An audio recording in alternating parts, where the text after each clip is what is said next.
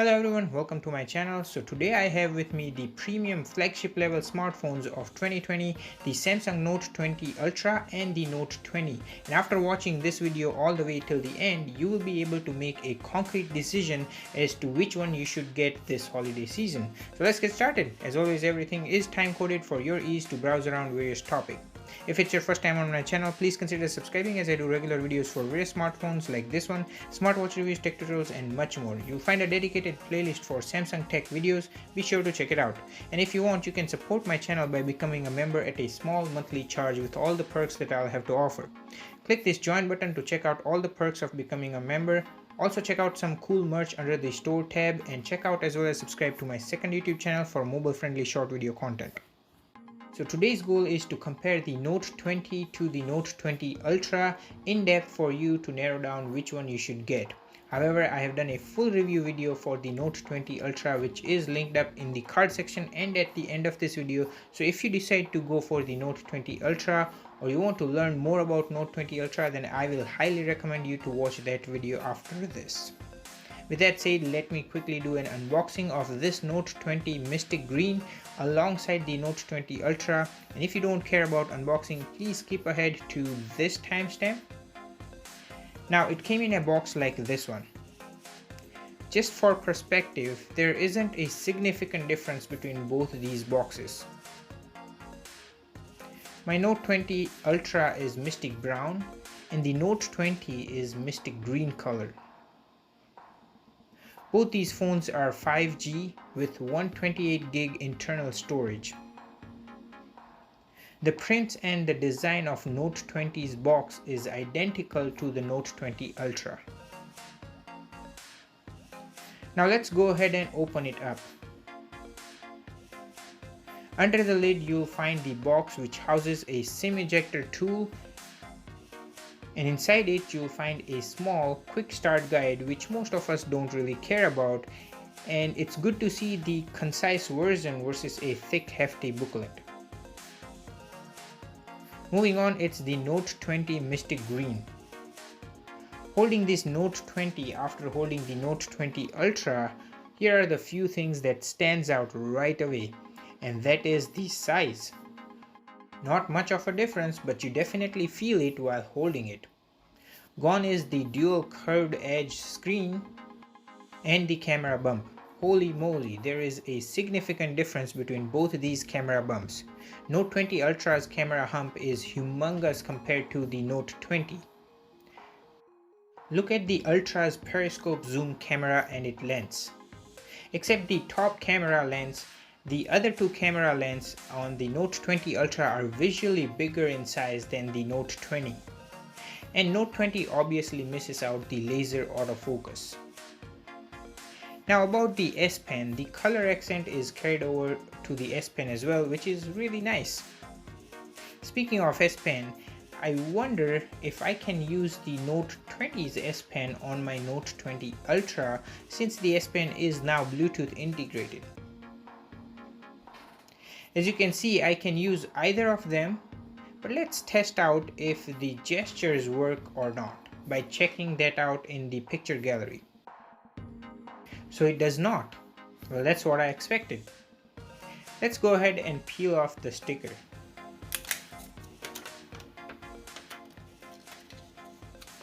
Okay, further down in the box you get the super fast charger which is USB Type-C.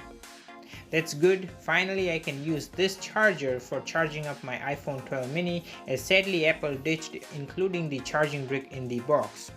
By the way, I have reviewed this iPhone 12 mini in a video linked up in the card section in case if you are curious about this tiny little flagship level iPhone which is also 5G. Lastly, there is a USB Type-C to USB Type-C charging cable. It's said that Samsung also ditched including the extra SPen tips as well as the earbuds. Obviously they want to upsell their Galaxy Buds Live. With unboxing being done, let's dive right into the differences, and I have categorized them in various sections starting with price. So in Canada, without any discounts, the Note 20 is listed for $13.99 Canadian dollar. However, Note 20 in Canada is only available in 128 gig version with the color options like Mystic Bronze, Mystic Green and Mystic Grey. I personally would go with the Mystic Green or Mystic Bronze. On the other hand, the Note 20 Ultra is listed for a whopping 1820 Canadian dollar with only Mystic Bronze and Mystic Black color. Again, in Canada, on Samsung's website, 128 gig was the only option. However, Note 20 Ultra has expandable memory via microSD card up to 1 TB. So that's a key factor to keep in mind. Check out the links in the description of this video for all their accessories. So there is a hefty $400 difference in terms of price, so let's find out what is the rationale behind that. Next category is size, feel and form factor. As said earlier, during the unboxing, Note 20 Ultra does feel big and premium. There's not much of a difference in terms of display size. Note 20 Ultra has 6.9-inch display and the Note 20 has 6.7. But to be honest, it's definitely noticeable. Now I say the Note 20 Ultra feels premium, and it's because of its dual curved edge screen. Well, some people will find this slippery to grip, but just putting any cheap case on will solve that problem. I have this wrinkly transparent case linked in the description of this video. The Note 20 Ultra has Gorilla Glass Victus, which is superior than the Gorilla Glass 5 on the Note 20. And one important thing to point out is, despite that it looks like both of these phones are made of glass at the back, it's actually not. Only the Note 20 Ultra has the Gorilla Glass Victus even at the back. The Note 20 is sadly made of some sort of plastic which looks deceptive, but when you hold them, you will certainly feel the difference of material. So Note 20 Ultra feels premium. I don't know why Samsung got a plastic back on a $1,000 flagship smartphone. Other than that, they both are similar in terms of button placement, speakers, and SPen. But another remarkable difference is the camera bump at the back, which as you can see is gigantic on the Note 20 Ultra. As mentioned above, visually you can easily make out that the camera lens on the second and the third camera is bigger in terms of size than the Note 20, and there is no laser autofocus on the Note 20, so that should make the camera of Note 20 Ultra better, which we will talk about later on during the video. Now, next category is specs. So just pause the video and read through the detailed spec list of both of these phones, which I have organized starting with processor, sensor, display, battery and camera at the end. On this Note 20 spec list, you will find these highlighted palettes, which are the differences in terms of specs. So these two images should be sufficient to point out even the subtlest difference between these two phones. However, few worth to mention specs that you will feel during your daily usage are the RAM. That is only 8 gigs on the Note 20 versus 12 gigs on the Ultra.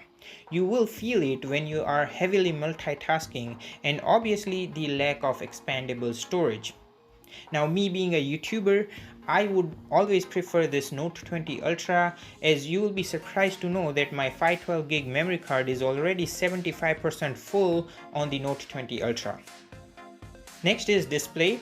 Now you will not see huge differences with your naked eye, and it's also hard to show it on a YouTube video, but clearly Note 20 Ultra's display is better because of its 120Hz refresh rate at Full HD resolution. And you can even go up to Quad HD Plus resolution on the Ultra, which is not even possible on a Note 20. And the Note 20 Ultra has the dynamic AMOLED HDR10 Plus display, which has 496 pixel density and 6.9-inch size, versus the Super AMOLED Plus display with 393 pixel density and 6.7-inch size. But in my opinion, unless you are a gamer or a graphic designer, these differences are redundant to you.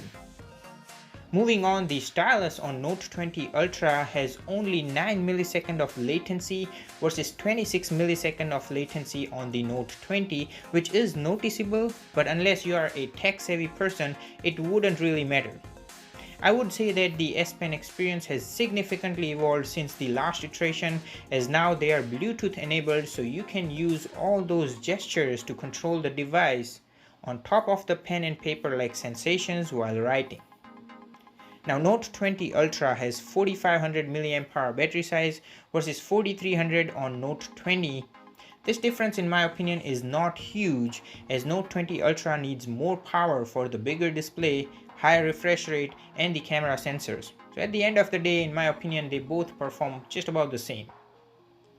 Lastly, the elephant in the room making the extra $400 justifiable is the camera system. But before I even start talking about it, keep in mind these differences are for tech-savvy people or people who are in mobile photography. For a normal point-and-shoot daily photography, Note 20 is also more than better. Let's start with the periscope zoom.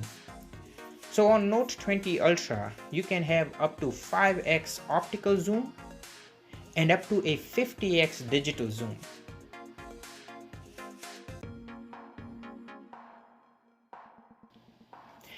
And on the Note 20, you only have 3x hybrid zoom and just up to 20x digital zoom. Does that matter? To me, yes, as the 5x zoom on the Ultra is optical, so you get crisp images. And since the 5x is optical, if you were to go above 5x, I will say up to maybe 10x, you still get better quality image versus the images on Note 20 at this zoom rate will be washed out. Basically, if you have perfect sky condition and a tripod, you can get a zoom shot to the moon probably better than the S20 Ultra's 100x zoom. Anyways, let's test out the night mode in ultra wide, wide and telephoto for both these phones. Feel free to pause the video to examine the images.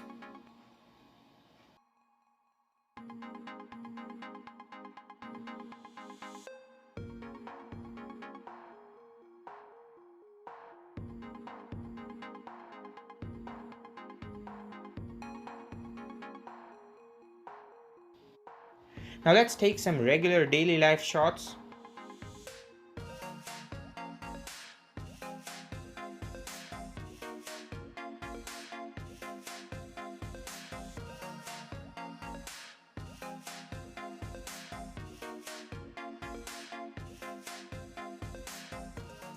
Now the Note 20 Ultra can preferentially use the 108 megapixel sensor at 4:3 aspect ratio, where you can get really detailed and crisp images, which is a plus point. On the Note 20 there is only 64 megapixel sensor.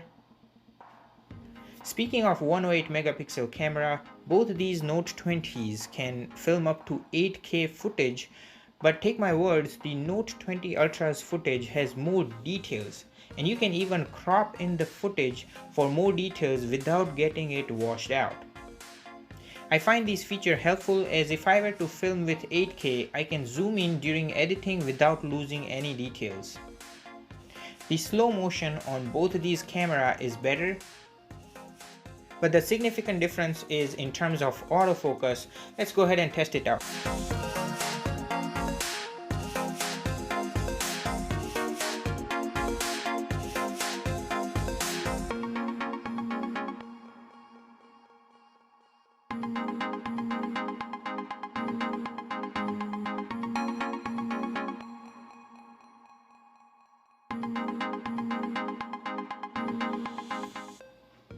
So you can see that the Note 20 Ultra indeed has better autofocus.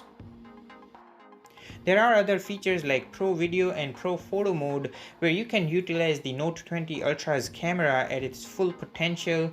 You can even record audio from different directions like front, rear, omni, etc. and adjust manually the ISO, white balance, manual focus, etc. If you are into photography or cinematography, you can actually film better with the Note 20 Ultra versus the Note 20. But I think from an average user's perspective, the Note 20's camera should also suffice their need above and beyond. Finally, the distinctive feature, the SPen, which is the main selling feature for Notes, is sort of same on both these phones. It has Bluetooth integration, so you can now use the SPen to control gallery, camera, menu, etc. wherever the SPen is integrated. But there is a difference on the Note 20 Ultra. There is only 9 millisecond latency versus 26 millisecond on the Note 20. Again, it's like 120 Hz refresh rate. Not a lot of people care about that fluidity, but I do, and it does make a difference. You will feel the SPen on Note 20 Ultra is at its full potential and gives you an experience of writing with a pen on paper. You still get all the features of SPen on the Note 20 minus the low latency. So with all that said, let's wrap this video up with my final say. Should you spend those extra $400 to get the Ultra over the Note 20? The answer really depends on what you're looking for. Me personally, I will go with the Note 20 Ultra as it has the expandable memory, higher refresh rate display, amazing camera, fluid multitasking experience, and premium feel with the Gorilla Glass Victus both front and back. But I know a lot of people don't care about these features, so if you don't care about the higher refresh rate, extra camera features as shown above, and are contented with the 128 gigs, then you will save $400. On top of that, you will still get the classic Note features like the SPen, humongous display, above average camera, and faster computing power. So let me know in the comments down below which one you will pick. With that said, I really hope you found this video helpful. If you did, then please give this video a thumbs up. It really means a lot. Also follow me on my other social media network for early preview to upcoming videos and free giveaways. Links are in the description of all my videos. Thanks so much for watching and take care. I'll catch you guys in the next one.